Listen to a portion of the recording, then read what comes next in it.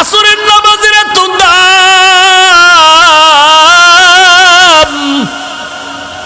আমি প্রায় সময় ঘটনাটা বলি।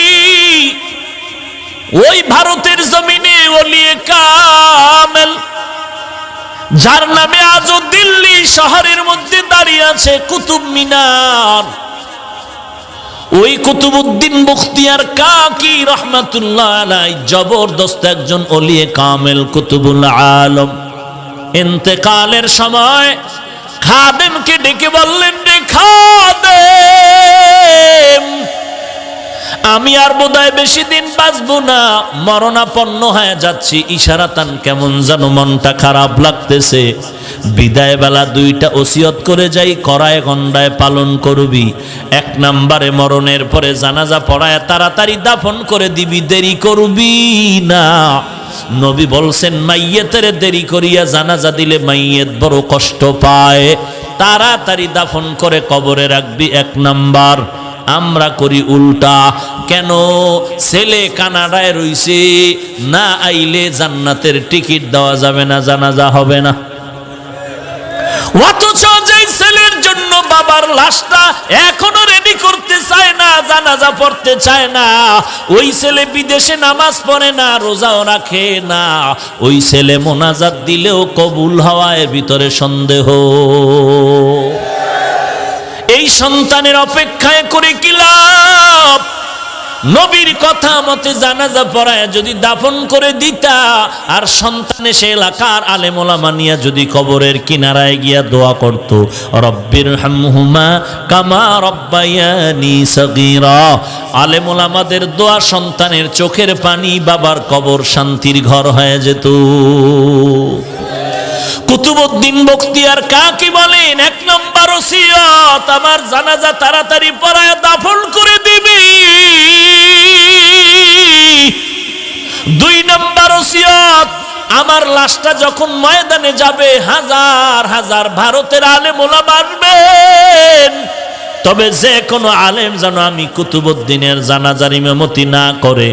তুই আমি ঘোষণা দিলাম এমন কিছু গুণের কথা বলবো, এই গুণওয়ালা মানুষ যদি তাকে জানাজা পড়াবে, কমপক্ষে 4টা গুণের কথা বলে দিলেন। খাদেম, আমার লাশটা ময়দানে রেডি করে 4টা গুণের কথা বলে দিবি। ওই ময়দান থেকে 4 গুণওয়ালা ব্যক্তি যদি থাকে, সে জানাজার ইমামতি করবে। এই 4 গুণওয়ালা যে থাকবে না, সে যেন আমার জানাজা না পড়ায়। আল্লাহর ওলি কুতুবউদ্দিন বখতিয়ার কাকির ইন্তেকাল হয়ে গেল। খাদেম ময়দানে লাশ হাজির করে, মাইয়াতকে হাজির করে এলান করে দিলেন, 1 নাম্বার ওসিয়ত, জানাজা পড়ায় তাড়াতাড়ি কবরে রাখতে হবে, বিলম্ব করা যাবে না নবীজির হাদিসের কথা মতে। 2 নাম্বার ওসিয়ত, ও এলাকার মুসলমান জনগণ, জনসমুদ্র ভালো করে শুনে নাও। কুতুবউদ্দিন বখতিয়ার কাকি বলেছেন, জানাজা তাড়াতাড়ি পড়াবার জন্য, তবে সাবধান, যে কোনো আলেম সামনে এগিয়ে আসবেন না। ওই ব্যক্তিকে আসার জন্যই অনুরোধ জানানো হয়েছে, যার মধ্যে 4টা গুণ থাকবে। 1 নাম্বার গুণ, ওই বান্দা জানাজার ইমামতি করবে যেই বান্দা জীবনে আসরের 4 রাকাত ফরজ নামাজের আগে আরো 4 রাকাত সুন্নাত আছে, জীবনে তার সুন্নাত ছুটে নাই। ফরজ না সুন্নাত? 6 মাস না 1 বছর? জীবনেও ছুটে নাই। কেমন সুন্নাত? যেই সুন্নাত পড়লে সওয়াব, না পড়লে গুনাহ নাই। এই সুন্নাত যখন কইছে, ময়দান ঠান্ডা হয়ে গেছে। এই কি যেমন তেমন কাম? ফরজই ঠিক রাখা যায় না, জামাত ছুটে যায় যায় হালাত, সূর্য লাল হয়ে যায়। আবার সুন্নাত খাদেম চিল্লায় কইরে আলেম ওলামার দল। 1 নাম্বার গুণ হইল, জিন্দেগিতে আসরের নামাজের 4 রাকাত ফরজের আগে 4 রাকাত সুন্নাত যার ছুটে নাই। 2 নাম্বার গুণ বলবো, ও আল্লাহর বান্দা, 2 নাম্বার গুণ, জীবনে বান্দা জবান দিয়া কোনোদিন মিথ্যা কথা বলে নাই, জীবনেও মিথ্যা কথা বলেন। ও হাজী সাহেব, মোবাইলের মাধ্যমে ঘরে থেকে বলো তোমা আমি এখন ঘরে নাই, বহু দূরে। কত মিথ্যা কথা বলে বলে গুনাহ কামাই করতেছো।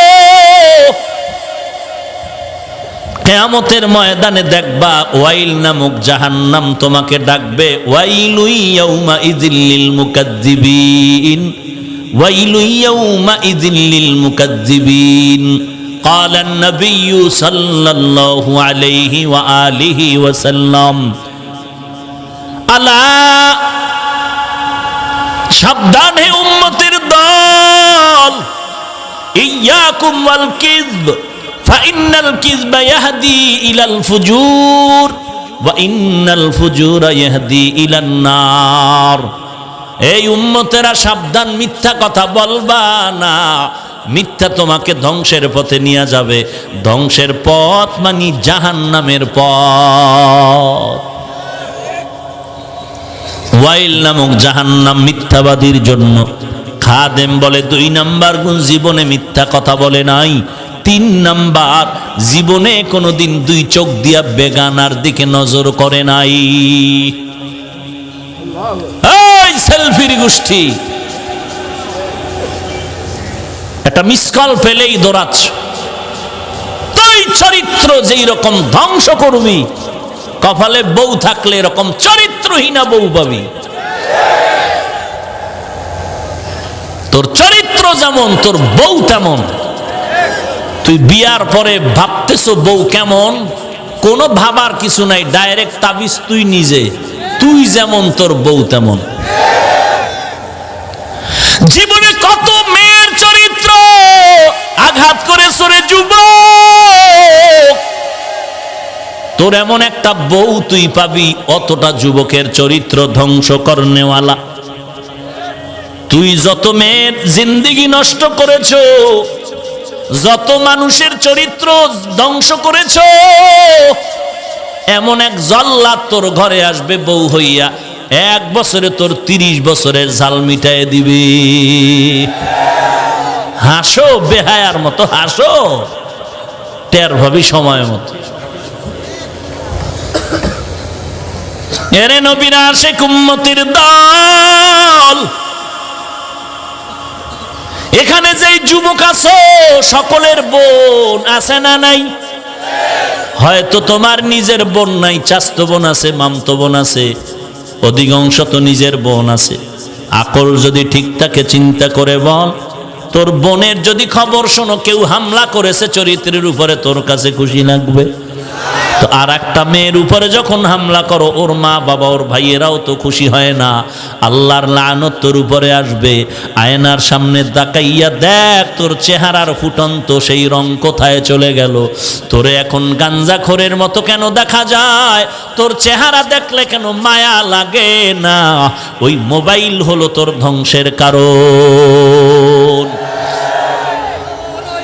ভাইরা আমার, আল্লাহর বান্দা কুতুবউদ্দিনের খাদেম চিন্তা করে ডাক দিয়া কয়, 3 নাম্বার গুণ জীবনে বেগানার দিকে নজর করে নাই। 4 নাম্বার গুণ হলো জিন্দেগিতে কোনোদিন তাহাজ্জুদের নামাজ কাজা করে নাই। তাহাজ্জুদ বুঝেননি? যেটা ফজরের আজানের পরে পরে। হ্যাঁ, হায় হায়, পূজানি মাদ্রাসায় পড়ি আর মসজিদে নামাজ পড়াইতাম ছাত্র জীবনে। তো ছোটবেলার থেকে যেহেতু কণ্ঠ ভালো, মা গজল শিখাইতেন, ফাঁকে ফাঁকে বলতাম। তো আজান দিতাম মাঝে মাঝে আর গজল কইতাম। তো নামি এক ব্যক্তি এলাকার ধান্দাবাজ কয়, আমরা তাহাজ্জুদ পড়ি, আপনি গজল বলেন কেন আজানের পরে? আমাদের ডিস্টার্ব হয়। এবার বুঝেন যে আজানের পরে কি তাহাজ্জুদ পড়ে মগা। হেই হইল মসজিদের সভাপতি, কথা কয় না। ভাইরা আমার,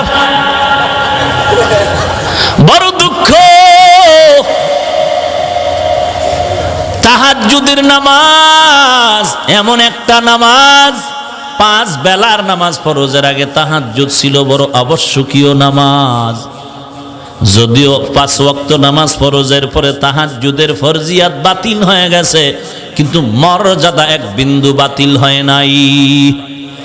অতি গভীর হয় রজনী যখন, নীরবে প্রভুর নাম জপিও তখন। প্রভুর করুণা যদি পাইবারে চাও, প্রভুর করুণা যদি পাইবারে চাও, গভীর রাতে উঠে প্রভুর গুণগান গাও, গভীর রাতে উঠে প্রভুর গুণগান গাও। ও দোকানওয়ালা ভাই, আপনি দোকানদারি বন্ধ করে রাত্র 12টায় বিদায় নেন, বাসায় গিয়া ফ্রেশ হইয়া এরপরে খানা খান, খানা খাইয়া ঘুমাইতে আপনার 2টা বাজে। একটু যদি মুজাহাদা চেষ্টা করে 2 রাকাত তাহাজ্জুদ পড়ে ঘুমায় যান, আপনার মতো ধনী ব্যবসায়ী জগতে আর কেউ হতে পারে না। আপনার মতো ব্যবসায়ী সম্পর্কে আল্লাহর রাসূল সুসংবাদ দিয়েছেন, রাসূলের পাশে জান্নাতে থাকবেন। আত-তাজিরুস সুদুকুল আমিন মা'আন নাবিয়্যিনা ওয়াস-সিদ্দিকিন ওয়াশ-শুহাদা'i ওয়াস-সালিহিন। সৎভাবে যারা ব্যবসা করবে আল্লাহর নবীর তরিকা মতে। নবীর তরিকা বুঝেন কি?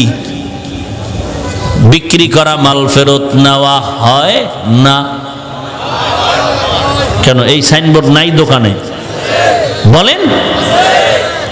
যারা লেখে বিক্রি করা মাল ফেরত নেওয়া হয় না তারা ধোঁকাবাজ, আর যারা লেখবে অবশ্যই বিক্রি করা মাল ফেরত নেওয়া হয় তারাই হলো নবীর আদর্শের ব্যবসায়ী।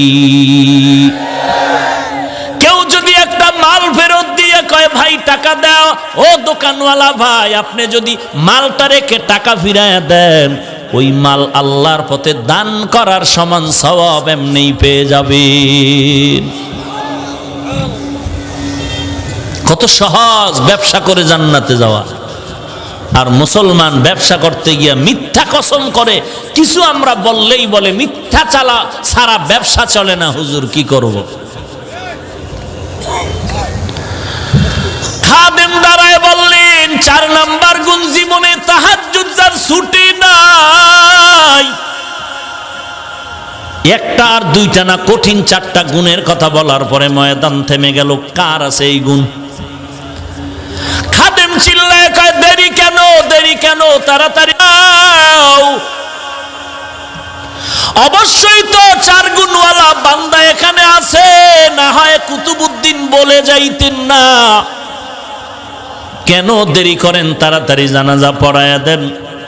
এই কথা বলার পরে হঠাৎ করে ময়দানের পেছন থেকে একটা চিৎকারের আওয়াজ আসলো। পেছন দিক দিয়ে একজনে ডাক দিয়ে কয় একটু রাস্তা করে দে, কুতুবউদ্দিনের কাছে যাওয়ার মতো একটু রাস্তা বানায় দাও। সকলের নজর কেড়ে নিল, ওই বান্দা রাস্তা করে দিল। সবাই ভাগ্য নির্ণয় করে কপাল এত ভালো কার। তাকায় দেখতেছে, চিৎকার মেরে মেরে দৌড়ায় সামনে আসলো। সামনে এসে চিল্লায় কয় কুতুবউদ্দিন, কি সর্বনাশ না করেছো? আমার এই 4 গুণের খবর আমার স্ত্রীও জানে না। আমার এই 4 গুণের সম্পর্ক আমার আল্লাহ তাআলার সাথে গোপন। আজকে এমন ভাবে ঠেকায় দিলের কুতুবউদ্দিন, জানাজা না পড়ায় উপায় নাই, বেঁচে থাকতে পারলাম না। জানাজা পড়ায় দিলেন কোন ব্যক্তি? মনে হয় যেন কোন দরবার শরীফের কুতুবে আলম। না না, ইতিহাসের পৃষ্ঠা বলে ভারতের জমিনে রাষ্ট্র পরিচালনার মধ্যে একজন রাষ্ট্রনায়ক শামসুদ্দিন আলতামাস রহমাতুল্লাহ আলাইহি একদিকে দেশ চালায়, অপর দিকে তাহাজ্জুদ কাজা হয় না। একদিকে দেশ পরিচালনা করে, অপর দিকে বেগানার দিকে নজর করে জীবনে তাকায় নাই। একদিকে দেশ শাসন করে, অপর দিকে তার আসরের আগে 4 রাকাত সুন্নাত ছুটে নাই। একদিকে দেশ পরিচালনা করে, অপর দিকে জবান দ্বারা কখনো মিথ্যা কথা বলে না। ওয়াল আসর, সময়ের শফাত। আখিরাতের লাইনেও যদি সময়টারে কাজে লাগাও রে ভাই, এখন কেউ বের হইয়া বাসায় গিয়া কেউ ঘুমাবে না।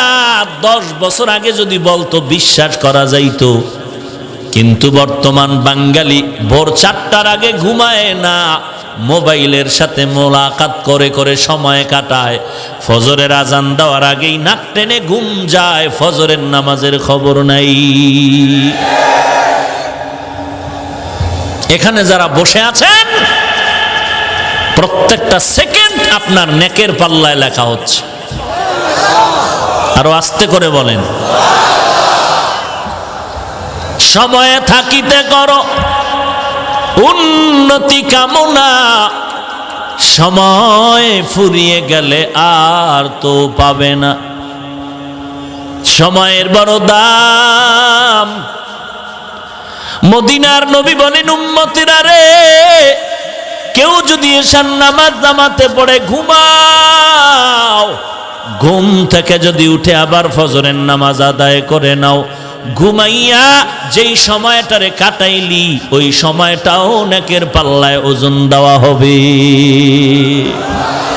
একটুখানি নেকের তরে রোজ হাসরের মাঠেতে বাবা ঘুরবে ছেলের পিছে, ছেলে বাবার আগেতে।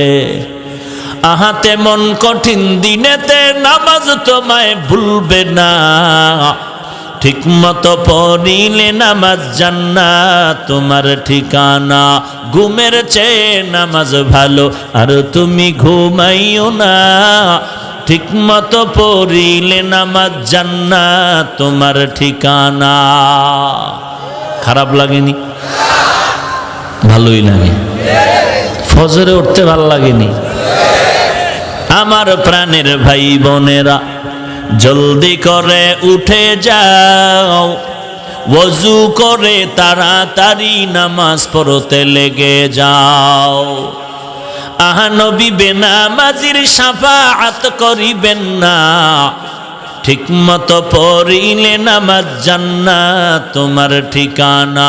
ঘুমের চেয়ে নামাজ ভালো আর তুমি ঘুমাইও না, ঠিক মতো পড়িলে নামাজ জান্নাত তোমার ঠিকানা। ঠিক মতো নামাজ মানে সপ্তাহে একদিন শুক্রবার জুমা, তাহলে বছরে 2 বার। তা কেমনে? হ্যাঁ, 5 ওয়াক্ত। সপ্তাহে কয় দিন? একদিন না প্রতিদিন? না পড়লে মাঝে মাঝে সমস্যা নাই তো? আপনাদের তো নাই, আছে তো পড়েন না কেন? জুমার নামাজে মসজিদ ভর্তি, রাস্তাঘাট বোঝাই। ফজরের নামাজে মুসল্লির খবর নাই কেন? সবাই আমেরিকার সফরে। হ্যাঁ, এ যুবক, আল্লাহর নবী বলেন, এশার নামাজ পড়ে ঘুমাইছো, আবার যদি ফজরের নামাজ উঠে সময় মতো আদায় করতে পারো, ঘুমাইয়া যেই সময় কাটাইলি ওই সময়টা অনেকের পাল্লায় দেওয়া হবে। এমন সুন্দর সুযোগ আমার নবীর মোহাব্বতে পাইলি, উম্মত গ্রহণ করলি না। এই সুযোগ অন্য নবীর উম্মতেরা পায় নাই। আদম আলাইহিস সালাম আল্লাহর দরবারে আরজি পেশ করেন, দুঃখ করেন, আমি আদম একজন নবী, আর মুহাম্মদ নবীর উম্মতেরা আমার থেকেও বড় দামি হবে। কেমন দামি হবে? আমি আদম নবী হইয়া একটা ভুল করেছি, মার্জিত ভুল নাকি অমার্জিত? মার্জিত ভুল করেছি, যেটা আল্লাহর কাছে ভুল না, আমি মনে করি ভুল। আমি আদম একটা ভুল করেছি, আর উম্মতে মুহাম্মদীও ভুল করবে। ব্যবধানটা কেমন হবে? আমি আদম নবী হইয়াও একটা ভুলের কারণে আমার জান্নাতি পোশাক পরে গেল, উলঙ্গ হয়ে গেলাম। আর মুহাম্মদের বরকতে ওই উম্মতেরা যদি একটা ভুল করে, কখনো পোশাক তার শরীর খালি করবে না। আদম বলেন, আমি আদম নবী হইয়া একটা ভুল করেছি, মার্জিত ভুল। এই ভুলের কারণে আল্লাহ জান্নাত থেকে ধাক্কা দিয়ে আমাকে দুনিয়াতে পাঠিয়ে দিয়েছেন। আর মুহাম্মদের বরকতে যদি উম্মতেরা ভুল করো, তোকে আল্লাহ এক জমিন থেকে আর এক জমিনে ধাক্কা দিয়া ফেলে দিবেন না। বরকত নবীজির। আদম নবী বলেন, আমি আদম নবী হওয়ার পর একটা মার্জিত ভুল করার কারণে আল্লাহ তাআলা আমার স্ত্রীর থেকে আমাকে আলাদা করে দিয়েছেন।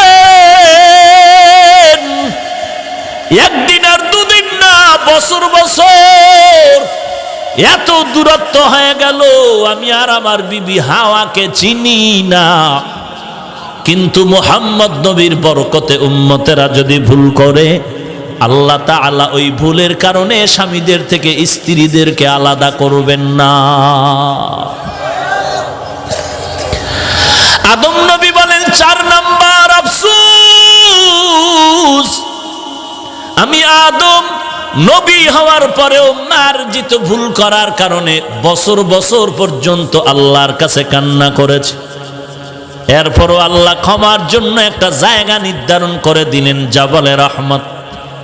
ওই পাহাড়ের চূড়ায় গিয়ে ক্ষমা চাও, বলো রব্বানা যালামনা আনফুসানা ওয়া ইল্লাম তাগফির লানা ওয়া তারহামনা লানাকুনান্না মিনাল খাসিরিন। আদম নবী আল্লাহর কাছে ক্ষমা চাইলেন ওই রহমতের পাহাড়ে গিয়ে। আদম বলেন, আদম নামে সর্বপ্রথম তুমি আমায় বানাইয়া তোমার সাথে কাহার নামটা লিখি না রাখিয়া। আল্লাহ বলেন, আমার বন্ধু মুহাম্মদ আমার সাথে জড়িত, যাহার সৃষ্টি না হইলে আসমান জমিন না হইত। আদম নবী বলেন, আমি ভুল করে কেঁদেছি শত শত বছর। আল্লাহ তাআলা ক্ষমার জন্য নির্ধারিত পাহাড় বানায় দিলেন, ওই পাহাড়ে গিয়া ক্ষমা চাও। আর আখিরি জামানার নবী মুহাম্মদের উম্মতের এত সুযোগ, একটা ভুল করার কারণে আল্লাহ একটা নির্ধারিত কোন জায়গায় পাঠায় দিবেন না তওবার জন্য, বরং আল্লাহ আখিরি নবীর বরকতে বলবে, উম্মতেরা যেখানেই তওবা করবি সেখানেই তোর গুনাহ মাআফ। ইমামুল আউয়ালিন আল আখিরিন বহরে সাদকা রাহমাতাল লিল আলামিন সাইয়্যিদুল কাউনাইন খাতমুল মুরসালিন আখিরামুদ বুদ ফখরুল আউয়ালিন। আজকে বেঈমান নবীর কালেমা পড়ে মুসলমান হয়, নবীর আদর্শ দেখি। আর আমার মুসলমান নবীর উম্মাত হইয়া নবীর সুন্নতের জবাই করো। নবীর আদর্শ এত সুন্দর, বেঈমানেরা দেখে দেখে নবীর আদর্শের পাগল হয়ে কালেমা পতাকায় ঢুকতেছে। আর আমার কলিজার টুকরা যুবক আমার নবীর আদর্শ জবাই করিয়া ক্রিকেটারের সাইজে চুল কেটে বান্দর হচ্ছে। তুই নবীর নিয়ে গর্ব করবি বেঈমানের সাথে? এই বেঈমান, আমরা এমন একজন নবী পেয়েছি, দুনিয়াতে যত আদর্শ দেখেছি সব আদর্শগুলো নাপাক, একমাত্র মদিনার নবীর আদর্শই হলো পাক।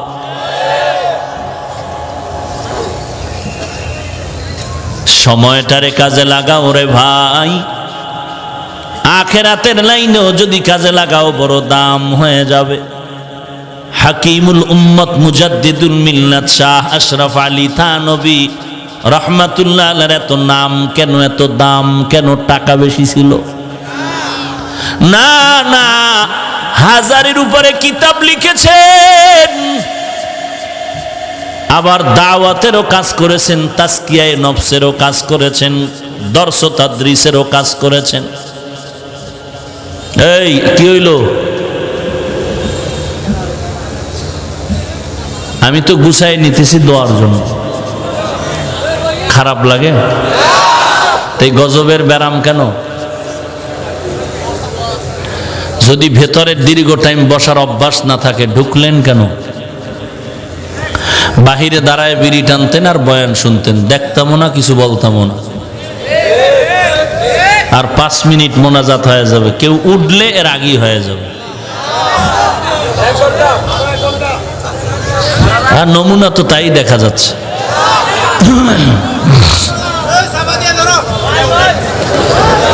আল্লাহ সব ভাইকে কবুল করেন, আরো জোরে বলেন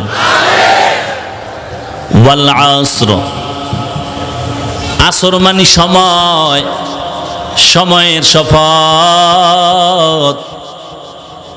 হাকিমুল উম্মত 1000-এর উপরে কিতাব লিখেছেন, এত সময় পাইলেন কই? যেই কিতাবগুলো অধ্যয়ন করলে 3 জনের হায়াতের দিয়েও শেষ করা যাবে না। এটা সময়ের বরকত। কেমন সময়ের বরকত?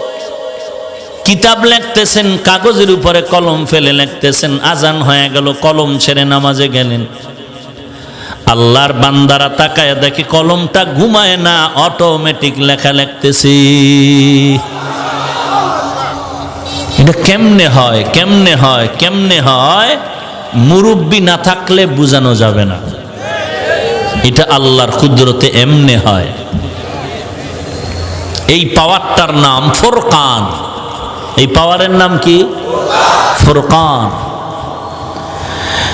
ইয়া আইয়ুহাল্লাযীনা আমানু ইন তাত্তাকুল্লাহ ইয়াজআল লাকুম ফুরকানা। তাকওয়ার উপরে চলো, আল্লাহ তোমাকে ফুরকান নামের দৌলত দান করবেন। মা মা'নাল ফুরকান হুয়া নূরুম মিন ইলাহি। আল্লাহর পক্ষ থেকে একটা নূর। এই নূরের দ্বারা কি করে? মা ফুররিকা বিহি বাইনাল হাক্কি ওয়াল বাতিল। ওই নূরের আলো দিয়া হক বাতিল নির্ণয় করে আল্লাহর তাকওয়াওয়ালা বান্দারা হকের পক্ষে আগায়া যায়। এনে নবীর আশিক উম্মতের দল সাহাবায়ে কেরামরা আমাদের থেকে আমলের দিকে কম ছিলেন না বেশি?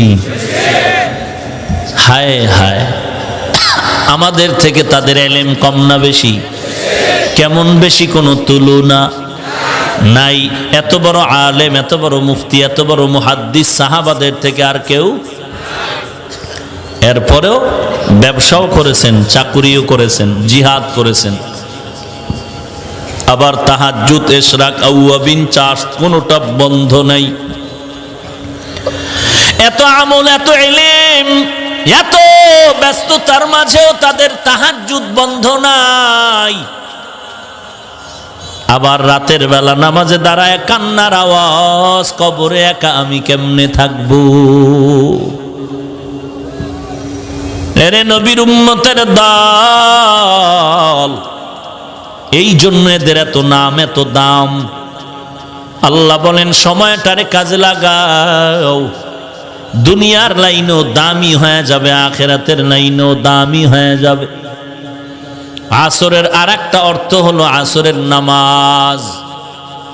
তো অর্থ কি হবে? ওয়াল আসর শব্দের অর্থ হবে আসরের নামাজের শপথ। আসরের নামাজের শপথ কেন? বলে আল্লাহ পাক এই নামাজের মধ্যে কিছু বিশেষত্ব রেখেছেন।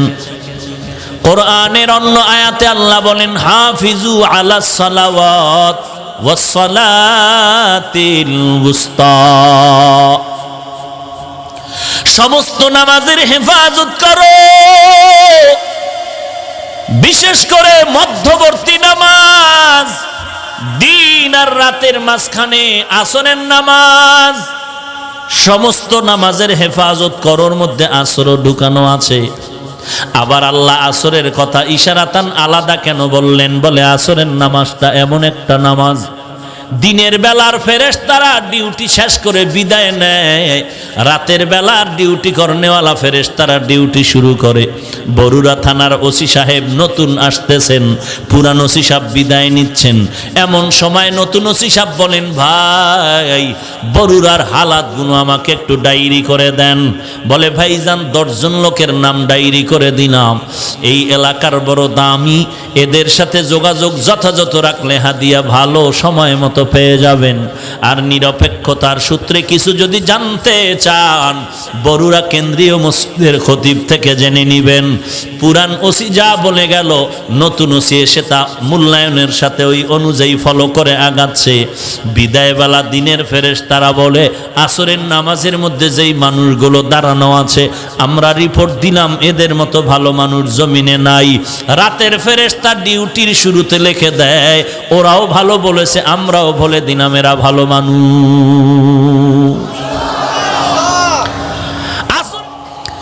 কিসের বয়ান শুনবেন যুবক?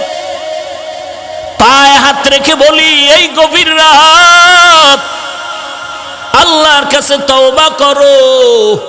দুনিয়াটা কিছুই না। একটু ঘুমের গলে বালিশে মাথা লাগায় চিন্তা করিও, এমন একটা আমল কি জীবনে করতে পেরেছ আল্লাহর কাছে পেশ করলে আল্লাহ মাফ করে দিবে? এমন একটা আমল জীবনে করছনি বলো?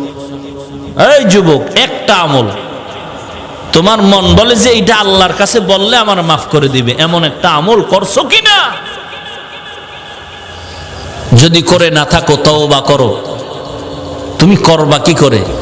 সারা দিন যদি লেখাপড়ার ফাঁকে ফেসবুকে হাটহাজারীরে নিয়ে গালি দাও, চরমনাইরে নিয়ে গালি দাও, দেওবন্দিরে নিয়ে গালি দাও, কওমিরে নিয়ে গালি দাও, তাবলীগ নিয়ে গালি দাও, তো হবে কেমনে? কপাল তো আরো পুড়তেছে।